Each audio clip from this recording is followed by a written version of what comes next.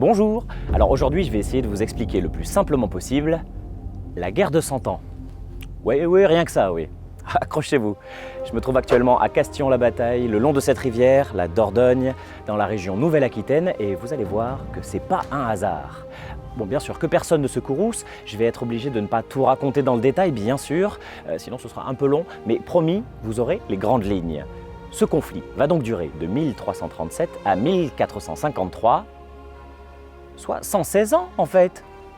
Ah ben voilà, on dit 100 ans. Non, 116 ans. Il y aura beaucoup de batailles, des personnages incroyables, des trêves, mais au menu, nous aurons également des pillages, de la famine et de la peste noire. Bon appétit. 5 rois de France et 5 rois d'Angleterre vont se succéder sur toute la durée de ce conflit. En France, au XIVe siècle, quand un roi meurt, c'est son fils qui lui succède. À cause de la loi salique, les filles ne peuvent pas régner. Et si le roi n'a pas de fils, pas de souci, on cherche un petit peu plus loin dans l'arbre généalogique un garçon qui pourrait monter sur le trône. Notre histoire commence avec le roi capétien, Philippe IV, Philippe le Bel, qui lui a 3 fils et une fille pour la succession. Pas de souci en théorie. En théorie, oui. Parce que Philippe le Bel va mourir en 1314, mais ses 3 fils vont aussi très rapidement mourir sans avoir pu faire de fils pour régner après eux.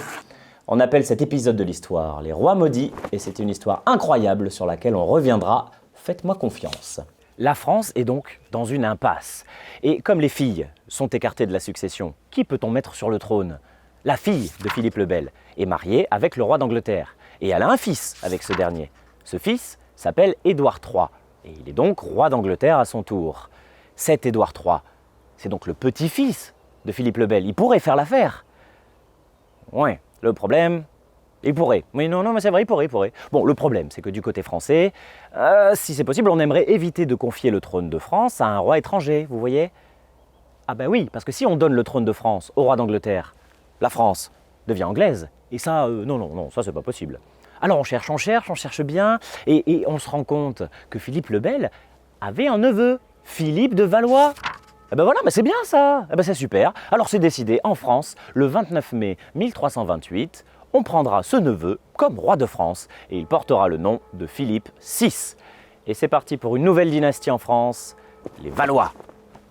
Édouard III, le petit-fils de Philippe le Bel, possède des terres sur le royaume de France, la Guyenne. Bon, pour faire simple, une partie de l'Aquitaine actuelle, ce qui représente une belle partie du royaume de France. En 1337, le roi de France confisque la fameuse Guyenne à son cousin Édouard III et là, boum, c'est la guerre. Les deux rois se défient publiquement et Édouard III se déclare roi légitime de France et ajoute la fleur de lys à ses armoiries pour marquer clairement sa revendication. Il va y avoir plusieurs batailles dans la guerre de 100 ans, bien sûr, mais le 26 août 1346 a lieu la bataille de Crécy qui oppose les armées d'Édouard III et de Philippe VI. C'est une victoire décisive pour les Anglais, pourtant moins nombreux, mais bon, coup dur pour les Français. Va s'ajouter à cette période compliquée la Grande Peste, la peste noire, qui atteint l'Europe en 1348 et décime au moins un tiers de la population. Un tiers, c'est énorme. En 1350, Philippe VI va mourir et c'est son fils Jean II qui lui succède. Et 10 ans après la défaite de la bataille de Crécy, c'est Jean II qui va perdre la bataille de Poitiers en 1356, où il sera même fait prisonnier par les Anglais. Alors que son père est captif dans la tour de Londres, Charles V, le fils de Jean II, va devoir prendre en main le royaume. Et il le fait plutôt bien. Plutôt oui. Il est cultivé, il s'entoure de bons ministres qui le conseillent bien, il rétablit les finances et réorganise l'armée pour pouvoir tirer des leçons des défaites militaires précédentes. Il sera surnommé Charles V, le sage. Et on le compare même à Saint-Louis, ce qui n'est pas rien. Charles V sera aidé par Bertrand du Guesclin, qui mérite un épisode à lui tout seul. C'est un homme de guerre au service du roi de France. Il participe à toutes les batailles contre les Anglais. Il sera décisif et aidera à la mise en déroute des Anglais. Il est d'ailleurs enterré à la basilique Saint-Denis aux côtés des autres rois de France, ce qui est un honneur exceptionnel. Ah ouais. En 1380, Charles V va mourir et c'est son fils, Charles VI, qui prendra sa succession. Charles VI, lui, sera surnommé bien plus tard au XIXe siècle Charles le Fol. Chut.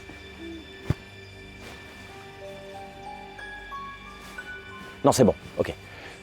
En effet, Il est sujet à des crises de folie passagère et en 1392, alors qu'il traverse une forêt à cheval, il va se mettre à attaquer ses propres hommes, les prenant pour des ennemis. Pas de bol.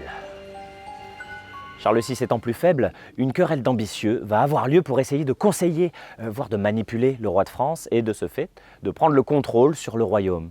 Cette querelle oppose les Armagnacs et les Bourguignons, qui sont français. La France se déchire. Les rois d'Angleterre, eux aussi, se succèdent et c'est au tour d'Henri V de régner. Il va profiter des querelles qui ont lieu en France pour relancer la guerre. Malin celui-là. Il débarque sur le continent et il va affronter l'armée du roi de France le 25 octobre 1415 à Azincourt. C'est une bataille très célèbre, c'est l'une des plus meurtrières du Moyen-Âge d'ailleurs. Les arquelons anglais criblent de flèches les chevaliers français, englués dans un terrain boueux qui les empêche de se déplacer. Nouveau coup dur pour les Français. Suite à cette bataille, Charles VI, affaibli et manipulé, va signer le traité de Troyes en 1420. En signant ce traité, il déshérite son fils et le prive d'accès au trône de France. C'est pas sympa ça, Charles. Charles VI donne sa fille en mariage à Henri V et à sa mort, la couronne de France ira à son gendre, le roi d'Angleterre. Et comme les heures de Charles VI semblent compter, le roi d'Angleterre, lui, se frotte les mains de ce coup de génie et il s'apprête à régner sur la France.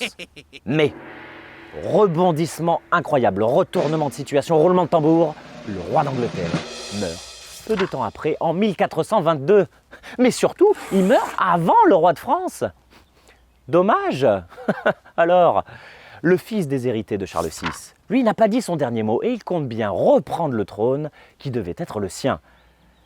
Bon, le problème c'est qu'il est un peu seul, isolé et ses chances d'y arriver sont bien minces. Jusqu'à ce qu'une certaine Jeanne lui vienne en aide. Comme Bertrand du Guesclin avec Charles V, Jeanne d'Arc va épauler le futur Charles VII jusqu'à ce qu'il soit sacré à Reims en 1429.